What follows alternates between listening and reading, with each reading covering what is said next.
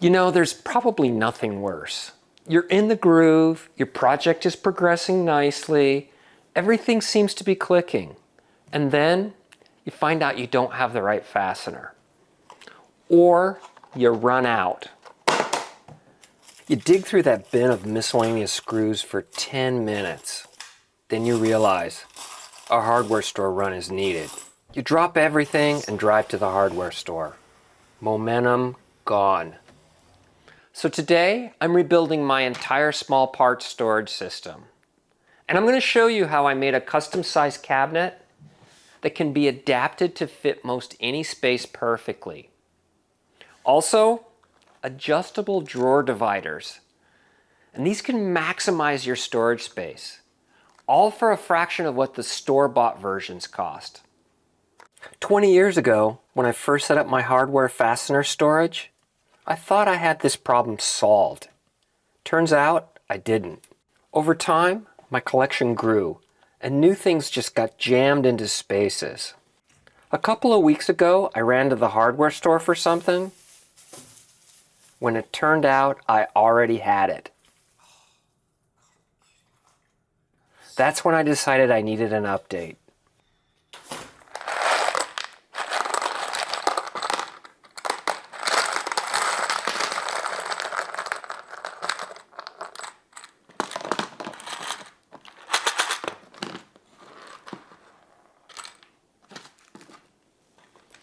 I'm well on my way to getting a handle on my reorganization plan. Let me show you exactly what I changed and what I've learned, and give you some ideas that you can use in your own shop so that you can skip that whole hardware store run altogether. Right now, I use two systems. First, the classic small plastic drawer cabinets. Second, the removable tray systems. They both have their merits. If you're traveling to job sites, tray systems are fantastic.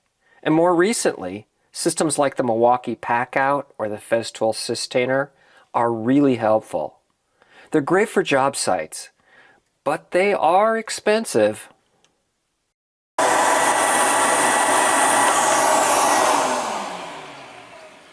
Thing is, most of my work happens right here. And that's why I decided to focus on shop storage ideas. You know, my first thought was really simple. Just go out and buy some more drawer cabinets. Label them and call it done. But after shopping around, I hit a problem.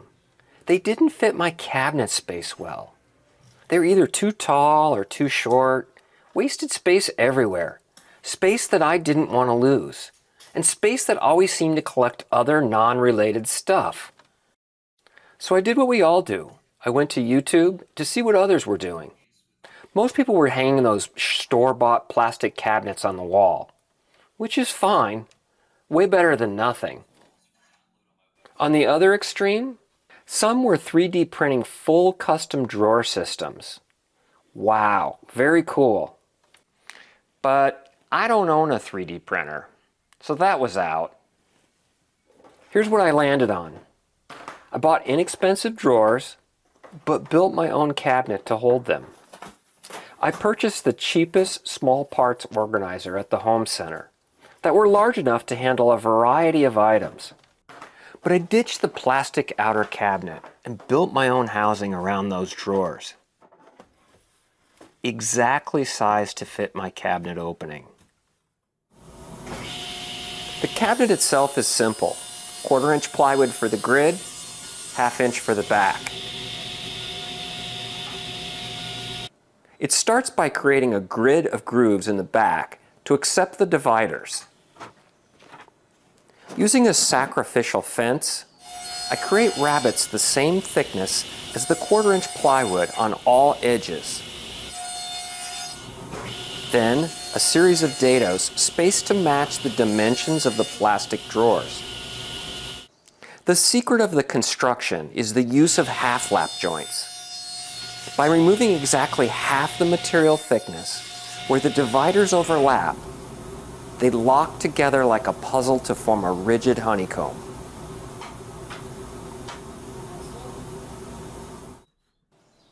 I try a dry fit to make sure everything fits together well.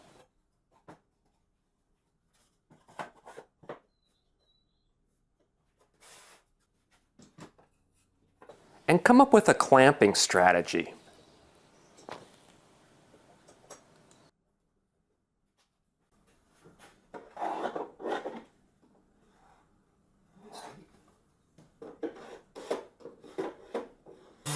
After a dry fit, I sand all the parts with 150 grit to prep for paint.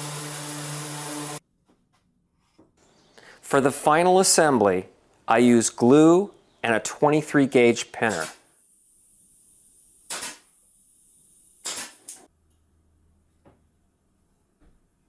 With clamps to make sure that it stays in place while the glue dries.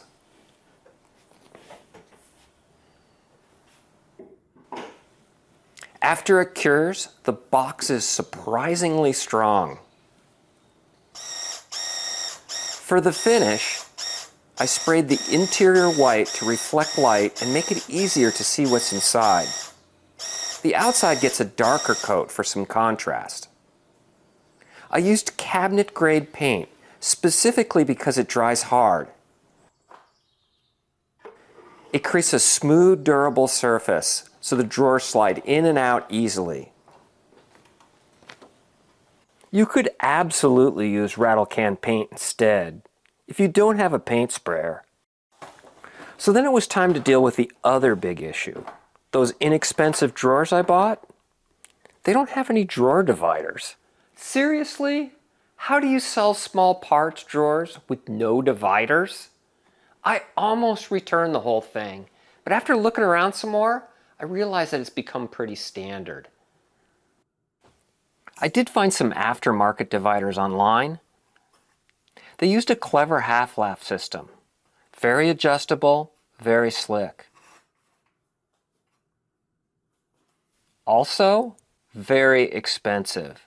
Their kit supplied enough dividers for just 3 drawers. The dividers alone were about to cost more than the whole reorganization project. So I bought 1 pack to study them, and I decided to make my own and improve on their design. These store-bought ones used a thin plastic composite material. The half-lap joints appear to be cut with a super precise laser cutter.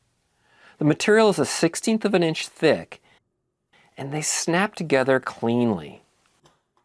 I tried to copy their design using my table saw and some 1/16 inch acrylic sheet, but the curve of the saw blade was too wide for the half-lap. The joint was just too sloppy. I considered trying using a Dremel. No chance of getting consistent joints. I looked for a 1/16 inch kerf blade. Most options I found, over $200. Hard pass for me. Then I found this 7 1/4 inch blade with a 1/16 inch kerf. It's really meant for a circular saw, and I wasn't sure how well it would work on my table saw. But it was only 14 bucks, and I decided to take the gamble. And it works beautifully. Clean cuts, no shattering, perfect half-laps. Then I took their half-lap design and extended it. Now I can make custom dividers that are totally optimized for the drawer space. 4 compartments, 6 compartments, up to a dozen compartments.